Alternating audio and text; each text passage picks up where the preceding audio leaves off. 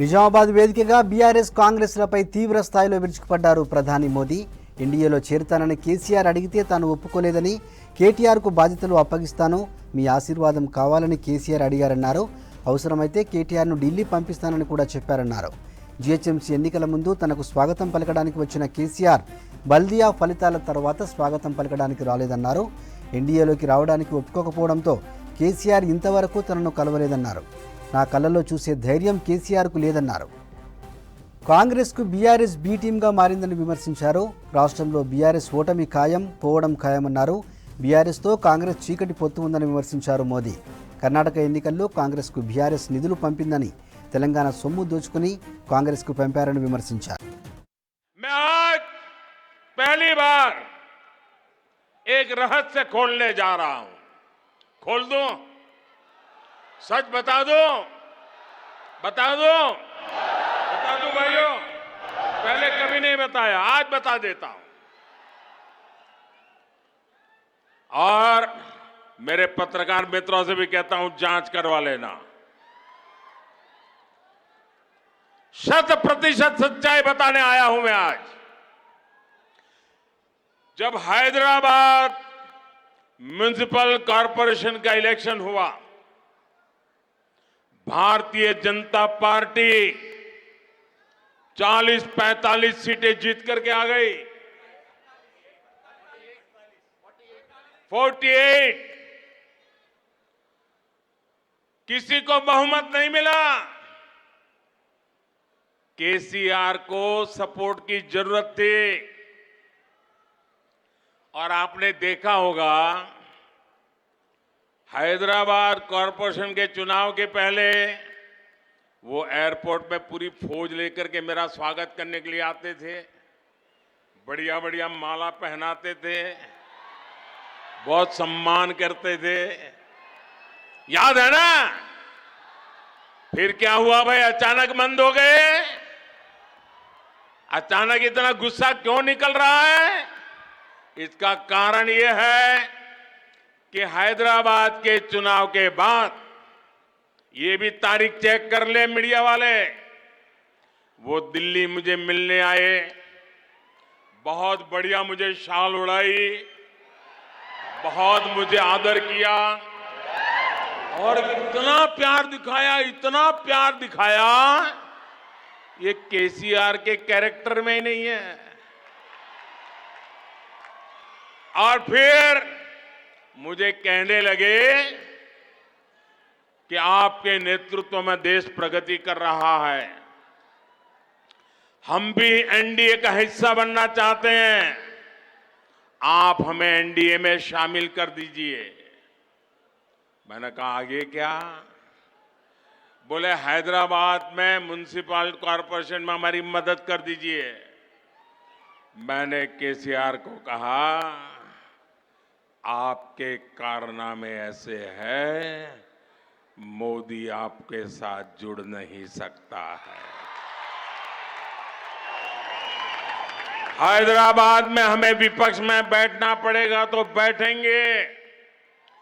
केसीआर की सरकार हमारे कार्यकर्ताओं पर जुल्म करेगी तो जुल्म सहेंगे, लेकिन हम तेलंगाना की जनता से दगा नहीं कर सकते हैं। भले तेलंगाना की जनता ने हैदराबाद में हमें पूर्ण बहुमत दे दिया, लेकिन 48 सीट भी तेलंगाना का भाग्य बदलने की शुरुआत है। और मैंने उनसे हर प्रकार से मदद करने का इनकार कर दिया। उनको एनडीए में एंट्री देने से इनकार कर दिया। उसके बाद उनका दिमाग फटका। फिर तो वो भांति भांति से दूर भागने रहे। मैं भ्रष्टाचार के सवाल पूछने लगा, फिर एक बार दोबारा आए। वो मुझे कह रहे हैं कि मोदी जी, मैंने बहुत काम कर लिया, अब मैं सारा कारोबार केटीआर को दे देना चाहता हूं। मैं एक बार केटीआर को भेजूंगा, आप जरा उसको आशीर्वाद दे देना। ये उन्होंने मुझे कहा। मैंने कहा केसीआर, ये लोकतंत्र है, तुम कौन होते हो बेटे को राजगादी दे? तुम राजा महाराजा हो क्या? क्या तुम राजा महाराजा हो क्या? अरे तेलंगाना की जनता तय करेगी किसको बिठाना है, किसको नहीं बिठाना है। बस वो दिन आखिरी था। उसके बाद एक बार भी वो मेरे से आंखें नहीं मिला पा रहे हैं। मेरा परछाया भी देखने की हिम्मत नहीं बची उनकी। आप देखा, अभी मैं सरकारी कार्यक्रम करके आया, कोई भ्रष्टाचारी मेरे बगल में बैठ करके मेरा ताप सहन नहीं कर सकता है, इसलिए भाग रहे हैं। बीजेपी एक ऐसी पार्टी है जो किसी विशेष परिवार के बजाय सामान्य मानवी और उसके परिवार के लिए काम करती है। तेलंगाना के लोगों को ये कांग्रेस से भी बहुत सावधान रहने की जरूरत है। ये तो बड़े खिलाड़ी हैं, इनको देश समाज कुछ लेना देना ही नहीं है। और पूरा हिंदुस्तान कांग्रेस को नकार चुका है, नकार चुका है। और आप तो जानते हैं, कांग्रेस जिस राज्य में से एक बार जाती है, फिर उसका सरकार में वापस आना बहुत मुश्किल हो जाता है।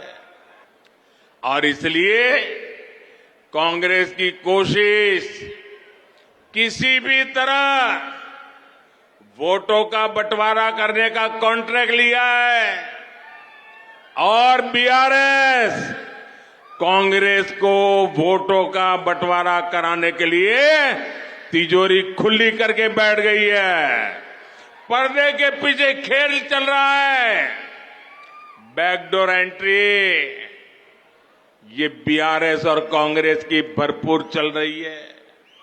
इसके लिए वो राज्य की अन्य कमजोर पार्टियों को अपना सहारा बना रहे हैं। आज जब तेलंगाना में बीआरएस की हार तय है, बीआरएस का पराजय तय है, बीआरएस का जाना तय है, तो कांग्रेस ने पर्दे के पीछे बीआरएस से गठबंधन कर लिया है। कर्नाटका चुनाव में बीआरएस ने कांग्रेस की जमकर मदद की थी और अब इस चुनाव में कांग्रेस अपना कर्ज उतार रही है, क्योंकि कर्नाटक में भरपूर खजाना, ये तेलंगाना की जनता से लूटा हुआ माल कर्नाटका में कांग्रेस को दे दिया गया ताकि वहां कांग्रेस जीत जाए, फिर उसको मिलकर के तेलंगाना में जिल जाए। ये बीआरएस